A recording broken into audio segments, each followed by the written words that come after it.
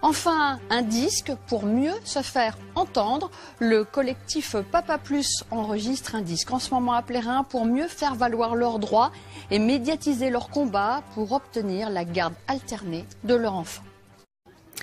Vous vous souvenez certainement du combat de ce père pour la garde de son enfant. C'était il y a juste 2 ans, en haut d'une grue à Nantes. Souvent, les pères sentent leurs droits bafoués. Alors, comment se faire entendre pour obtenir notamment la garde alternée? Eh bien, certains ont décidé d'enregistrer un disque, une œuvre collective pour des combats particuliers. Nathalie Rossignol a rencontré l'association Papa Plus en plein enregistrement.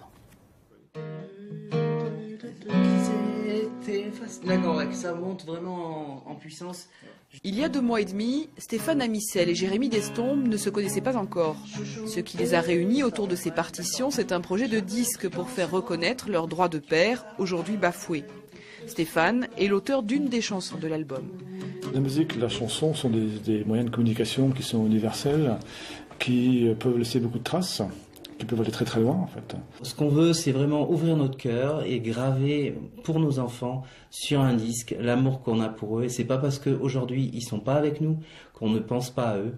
C'était surtout ce message-là qu'on voulait faire passer. Mon petit, es-tu vraiment sûr qui ne t'a jamais porté, qui ne t'a jamais changé? Via les réseaux sociaux, des musiciens amateurs ou professionnels ont rapidement répondu à leur appel. Certains sont même venus de loin pour participer à ce projet original et pacifique. Scott Rice vit en Ardèche et n'a pas vu sa fille depuis 5 ans.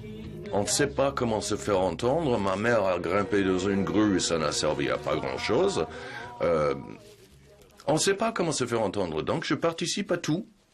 Parmi la trentaine de bénévoles qui ont souhaité ajouter leur voix à cette défense de la garde alternée, figurent aussi des adultes qui ont vécu enfants le déchirement de leurs parents. Priscilla Janot a ainsi été privée de son père pendant plus de 20 ans. C'est une construction à moitié, c'est toujours le même son de cloche et peut-être pas forcément le bon. C'est très compliqué de grandir sans papa. C'est un manque perpétuel en fait, en permanence, et même encore aujourd'hui. 5 chansons, dont 3 originales, figureront sur cet album Papa Plus. Il sera en vente dès la mi-avril par Internet ou chez les disquaires de la région. Les bénéfices seront reversés à une association qui défend l'égalité parentale.